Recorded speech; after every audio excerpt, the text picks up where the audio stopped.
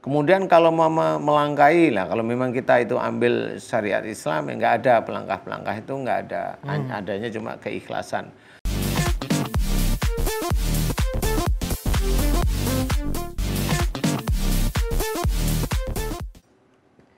Bismillahirrahmanirrahim. Assalamualaikum warahmatullahi wabarakatuh. Waalaikumsalam warahmatullahi wabarakatuh. Pemirsa setia Siraman Kolbu dimanapun berada yang sedang menyaksikan acara ini, ada yang dari Malaysia, ada yang dari Australia dan sebagainya. Ini banyak juga netizen yang DM Pak Ustadz ya. Alhamdulillah bisa menyaksikan Siraman Kolbu dari Inggris gitu ya. Secara streaming alhamdulillah, mudah-mudahan dimanapun pemirsa setia Siraman Kolbu bisa mendapatkan hikmah dan pembelajaran dari acara ini, bisa memperbaiki akhlak sebagaimana dicontohkan oleh baginda Nabi besar kita Nabi Muhammad SAW. Amin. Senang sekali saya Bobi Maulana beserta guru saya bisa menemani pemirsa semua di program kesayangan kita di Malai kalau bukan di Siraman Kolbu, Sejukan Hati. Nah, kita bicara yang masalah penonton ya Pak Ustadz. Ada yang nonton di Siraman Kolbu sama istri, ada yang sama keluarga semua, ada yang sama ibu bapak, ada yang sendiri karena masih jomblo. Alasannya banyak. Menunda pernikahan karena saya belum mapan Ustadz, gitu kan. Saya belum boleh sama ibu saya ngelangkahin kakak saya. Atau saya belum bisa karena ibu saya sedang sakit atau saya sedang sakit, saya tulang punggung keluarga. Hal-hal seperti itu diperbolehkan kan untuk menunda pernikahan karena kan sebetulnya pernikahan itu ibadah juga Pak Ustadz, menyempurnakan setengah dari ibadah kita. Seperti apa tausiah dari Pak Ustadz nih, bolehkah menunda pernikahan? Silahkan. Bismillahirrahmanirrahim. Assalamualaikum warahmatullahi wabarakatuh. Waalaikumsalam warahmatullahi wabarakatuh. Amin ya rabbal alamin. Alhamdulillah, mudah-mudahan di pagi hari ini kita diberi kesehatan dan juga hidayah oleh Allah Ta'ala. Amin. Tema kita, bolehkah menunda pernikahan? Tema yang bikin pusing. Intinya memang kalau memang pernikahan itu disunahkan, kemudian menunda pernikahan itu salah apa boleh itu ya sebenarnya kalau sudah menikah itu kan sudah dianggap berjodoh. Cuma menunda pernikahan ini takdir yang orang itu baru memilih Mas Bobi. Orang itu baru memilih. Contoh umpamanya karena pandemi ini pernikahan itu ditunda boleh silahkan nggak apa-apa. Jadi sebelumnya itu sudah disusun, jangan nekat gitu loh istilahnya. Oh. Kan kalau umpamanya ini lagi kondisi pandemi seperti ini mengadakan pernikahan itu namanya ya nekat. Akhirnya dia tidak melihat bahwa semua orang di dunia ini memang lagi apa namanya lagi mencoba ya mencoba recovery gitu Pak Ustadz ya. Mencoba untuk menjaga, semuanya dijaga. Kemudian kalau, oh ini ada hotel ini bisa, oh ini tetangga ini membolehkan kok. Iya, persoalannya itu bukan membolehkan. Persoalannya adalah tamunya ada yang datang enggak, satu. Yang kedua adalah dengan, organ-organ pemerintah itu betul-betul bisa mengizinkan enggak. Kan seperti itu ya, karena ini kan pandemi ini semuanya terkenal lah istilahnya. Jadi yang seperti itu yang harus difikirkan. Jadi bukan persoalan, oh ini harus, tanggal ini harus ini. Nggak seperti itu juga, semuanya harus difikirkan. Kemudian kalau mau melangkahi lah, kalau memang kita itu ambil syariat Islam, ya nggak ada pelangkah-pelangkah itu nggak ada. Adanya cuma keikhlasan. Siapapun, umpamanya ada anak laki-laki, anak adik perempuannya mau menikah. Kalau si anak laki-laki tanyain, boleh saya nuluin? Insya Allah boleh, silahkan. Nah, pada waktu si anak laki-laki, anaknya yang laki-laki yang nomor berapa, satu, kemudian dia menjawab membolehkan adiknya menikah dulu, sebenarnya Allah itu sudah menyiapkan rezeki bagi anak laki-laki tersebut. Atau anak perempuan dilangkai, anak perempuan nomor satu dilangkai adiknya yang mau menikah. Si kakaknya itu mengizinkan adiknya menikah, Allah menyiapkan kok rezeki bagi dia. Allah. Jadi bukan persoalan kalau mama tidak boleh kenapa aku belum menikah. Nah, itu namanya egois. Karena memang dari sisi jodoh dia belum mendapatkan, dari sisi ta'aruf dia belum ada. Jadi jangan egois. Jadi dari ini sudah disiapkan oleh Allah Ta'ala. Kali memang Allah menguji si anak nomor satu, si mbaknya tadi itu dengan dia akan menjawab apa sebenarnya gitu. Berbesar hati. Iya. Allah menyiapkan lagi iya, rezeki, sebenarnya ya. ke arah sana. Jadi kepada waktu dia itu tidak berbesar hati, ya nanti Allah menyiapkan hal-hal yang lain. Akhirnya syirik.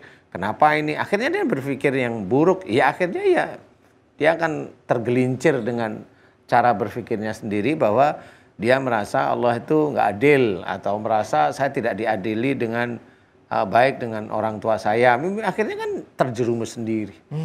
Nah ini yang sebenarnya jangan dilakukan.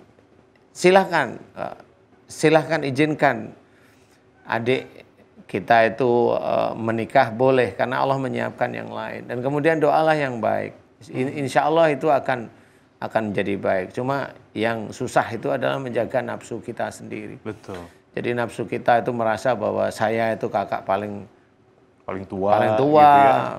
Jangan melangkai saya. Gitu. Kalau mau belikin saya mobil, lah itu kan nafsu semua. Wani piro kan gitu. Nggak boleh seperti itu karena keikhlasan dalam melakukan suatu perbuatan di dunia yang baik ini itu akan dinilai oleh Allah Ta'ala. Jadi apapun bentuknya, umpamanya menunda pernikahan sudah tahu, udah terikat dilamar gitu, udah tahu kemudian pandemi.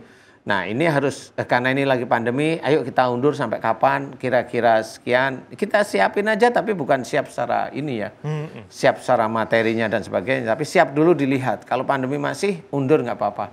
Itu namanya insya Allah paham.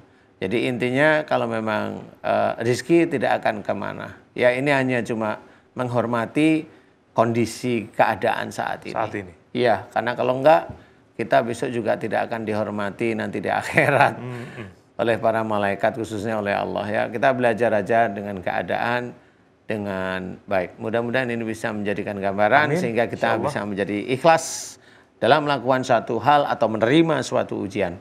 Wallahu a'lam. Allah. Ustaz dulu terima kasih tausiahnya. Selanjutnya akan berikan tausiah seputar tema kita pagi hari ini. Bolehkah menunda pernikahan? Kita persilakan kepada Ustaz Zaki Mirza. Silakan Ustaz. Bismillahirrahmanirrahim. Assalamualaikum warahmatullahi wabarakatuh. Waalaikumsalam warahmatullahi wabarakatuh. Alhamdulillahi rabbil alamin. Assalatu wassalamu ala asyrafil anbiya'i wal mursalin. Wa ala alihi wa ashabihi ajmain. Amma ba'd. Pemirsa MNC TV yang dimuliakan oleh Allah Subhanahu wa taala. Di dalam agama Islam, seseorang ketika ingin menjalankan sunnah baginda Rasulullah sallallahu alaihi wasallam, yaitu menikah, Rasul menganjurkan untuk melihat beberapa hal dan beberapa faktor. Yang pertama adalah lijamaliha. Kalau bisa cari yang cantik, yang ganteng, silahkan. Minimal diajak kondangan nggak malu-maluin gitu kan. Tapi biasanya orang banyak terkendala dengan hal ini. Mau cari yang cantik, mau cari yang ganteng, belum dapat, akhirnya nunda-nunda. Lupa bahwa ternyata yang namanya al-jamal, kecantikan, tampan, itu sementara saja. Tidak ada yang abadi. Maka bukan ini barometer utama ketika mencari jodoh. Kalau alasannya ini, namun ditunda-tunda, pada akhirnya ini menjadi satu alasan yang tidak baik di mata Allah. Ada orang yang mencari jodoh, lihat dulu nih hartanya.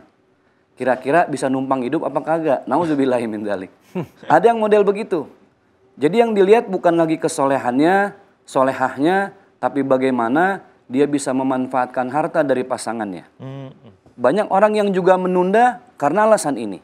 Itu lagi-lagi tidak baik di mata Allah Subhanahu wa taala. Yang berikutnya Rasulullah menganjurkan lihat linasabiha, keturunannya. Saya mah mending cari anak kiai aja lah, atau anak pejabat aja lah. Minimal kan kalau mertua kiai, mantu jadi kiai walaupun bukan kiai gitu. Banyak juga yang ini tertunda. Akhirnya subhanallah ada satu hal yang lupa bahwa Rasulullah SAW mengajarkan kepada kita ketika ingin menikah, faktor yang paling utama adalah lidiniha. Lihat potensi kebaikannya, potensi beragamanya. Agama itu kan bahasa Sangsakerta. Atida, gama merusak. Berarti orang yang beragama, orang yang punya potensi untuk tidak ingin merusak. Baik dirinya sendiri, pasangan hidup, keluarga, ataupun masyarakat. Maka subhanallah, ketika yang kita cari adalah kebaikan dari pasangan hidup, maka tidak lagi dilihat materinya, fisiknya, atau keturunannya, tapi prinsipnya ketika menikah adalah menjalankan sunnah baginda Rasulullah Sallallahu Alaihi Wasallam, menyempurnakan separuh imannya. An-nikahu nisful iman. Wa qala Nabi Sallallahu Alaihi Wasallam, baginda Rasulullah beliau bersabda, An-nikahu sunnati, faman raghiba an sunnati fahuwa laisa minni. Pernikahan itu adalah sunnahku, kata baginda Rasulullah. Barang siapa yang tidak mengikuti sunnahku, maka dia bukan bagian dari umatku. Maka jelas dan clear, fix, bahwa ternyata ketika seseorang menunda, tapi dengan alasan-alasan yang bersifat duniawi, tidak dosa. Tapi itu menjadi hal yang tidak baik di mata Allah Subhanahu wa Ta'ala. Dan satu hal lagi yang harus diperhatikan. Dalam kita bermasyarakat, ada satu hukum yang disebut dengan urf. Urf itu adalah hukum dalam agama Islam yang paling rendah. Urf artinya tradisi, kebiasaan masyarakat setempat. Misalnya, ada satu komunitas masyarakat yang ketika ingin menikah harus lihat tanggal, harus lihat bulan. Apakah ini sesuatu yang baik? Ketika itu menjadi kebiasaan, maka seorang anak wajib untuk mematuhi orang tua. Baik. Ini pertimbangan yang tidak wajib, tetapi hukumnya adalah memuliakan orang tua. Mudah-mudahan bermanfaat. Wassalamualaikum warahmatullahi wabarakatuh. Waalaikumsalam warahmatullahi wabarakatuh. Masya Allah, terima kasih Pak Ustadz Zaki Mirza. Silakan duduk. Alhamdulillah, terima kasih atas tausiahnya guru-guru saya, Pak Ustadz Danu, Pak Ustadz Zaki Mirza.